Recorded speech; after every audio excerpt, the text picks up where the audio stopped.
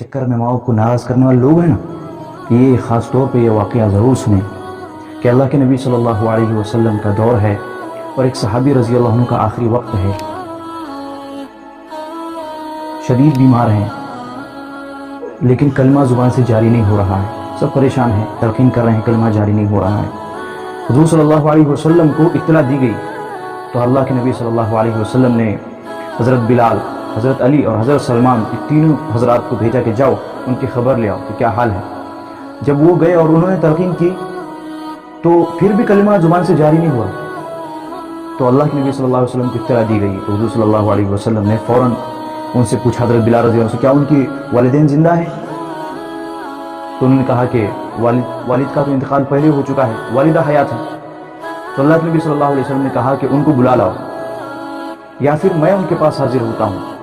تو فوراً حضرت بلال رضی اللہ عنہ وہاں پہ گئے اور ان کو کہا کہ اللہ کے نبی صلی اللہ علیہ وسلم نے آپ کو طلب کیا ہے اور کہہ رہے ہیں کہ اگر آپ نہیں آ سکتے تو میں خود وہاں پہ چل کر کے آتا ہوں۔ تو فرمانے لگی کہ میرے ماں باپ آپ پر قربان، آپ کیوں مشقت اٹھانے لگے میرے لیے، میں خود چل کر کے آتی ہوں۔ وہ بوڑھی تھی اس لیے جو ہے آہستہ آہستہ سے لکڑی کے سہارے سے اللہ کے نبی صلی اللہ علیہ وسلم کی خدمت میں پہنچی۔ تو اللہ کے نبی صلی اللہ علیہ وسلم نے عرض کیا کہ تمہارے بیٹے کا کیا معاملہ ہے؟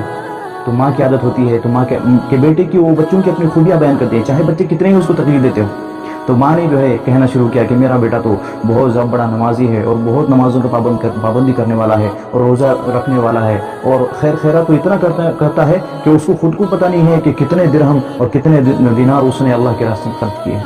تو اللہ کے نبی صلی اللہ علیہ وسلم نے اسے کہا کہ میں یہ نہیں پوچھ رہا، اس کی خوبیاں نہیں پوچھ رہا، میں پوچھ رہا ہوں کہ تمہارے بیٹے کا معاملہ تمہارے ساتھ کیسا ہے۔ تو پھر بھی ماں جب بیٹی کی خوبیاں بیان کرنے لگی، لیکن اللہ کے نبی نے جب سوال کو متعین کیا تو کہنے لگی کہ اللہ کے نبی حق بات یہ ہے اور سچ بات یہ ہے کہ میرا دل میرے بیٹے سے دکھا ہوا ہے، کہ میرے بیٹے نے میرا دل دکھایا ہوا ہے۔ کہ اللہ نے پوچھا کہ کیوں دکھایا ہوا ہے؟ تو کہنے لگی کہ یہ مجھ پر اپنی بیوی کو ترجیح دیتا ہے اور بیوی کی بات کو زیادہ مانتا ہے اور میری نافرمانی کرتا ہے، اس لیے میں اس سے ناراض ہوں۔ تو یہ بات سنتے ہی اللہ کے نبی صلی اللہ علیہ وسلم نے کہا کہ صحابہ سے حکم دیا کہ جاؤ جنگل سے لکڑیاں اکٹھا کر کے لاؤ اور اس میں آگ جلاؤ، اور جب آگ اچھے سے جل جائے تو مجھے اطلاع کرنا۔ تو جب ماں نے دیکھا کہ اللہ کے نبی نے لکڑیاں اکٹھا کرنے کا حکم دیا ہے تو پریشان ہو کے پوچھنے لگے، اللہ کے نبی کیا بات ہے، آپ لکڑیاں کیوں اکٹھا کرنے کے لیے کہہ رہے ہیں؟ تو فرمانے لگے کہ ان کو آپ کے بیٹے کو جو ہے اس لکڑیوں کے اندر آگ میں جلانا ہے۔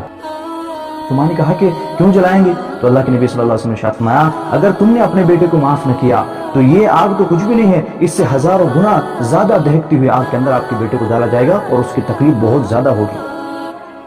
تو جیسے ہی ماں نے یہ بات سنی، ماں کا دل تو بہت ہی زیادہ اپنے بچوں کے لیے نرم ہوتا ہے، بہت زیادہ محبت کرنے والی ہوتی ہے، چاہے بچہ جتنا تکلیف دے۔ تو ماں نے فوراً کہا کہ اللہ کے نبی صلی اللہ علیہ وسلم آپ گواہ رہے اور اے مجلس والوں آپ بھی گواہ رہو کہ میں نے اپنے بیٹے کو معاف کر دیا، میں اپنے بیٹے سے راضی ہوں۔ ادھر جیسے ہی انہوں نے کہنا تھا، اللہ کے نبی صلی اللہ علیہ وسلم نے صحابہ سے کہا کہ جاؤ جا کر کے کلمہ تلقین کرو۔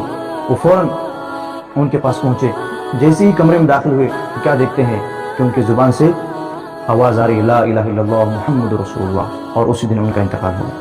تو یہ ہے، بہت سارے ایسے ہوتے ہیں کہ ماں باپ کو بھول جاتے ہیں، جب نئی شادی ہوتی ہے اور نیا معاملہ ہوتا ہے تو ماں باپ کو انسنی کرتے ہیں اور ماں باپ کی بات کو نہیں مانتے ہیں۔ یاد رکھو ماں باپ یہ بہت بڑی دولت ہے، یہ دولت بار بار نہیں ملنے والی ہے، اس لیے ان کی قدر کرو۔ اللہ قرآن میں فرما رہے ہیں کہ ان کے سامنے اف تک نہ کرو۔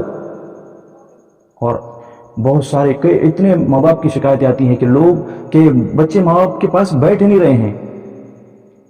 ایک صاحب کی ماں مجھ سے کہنے لگی کہ مولانا کوئی وظیفہ بتاؤ۔ اور کس چیز کا وظیفہ؟ کہ بچے میرے پاس آ کر کے بیٹھے، میرے اس چیز کا وظیفہ بتاؤ کہ سب میرے پاس آ کے بیٹھنے لگے۔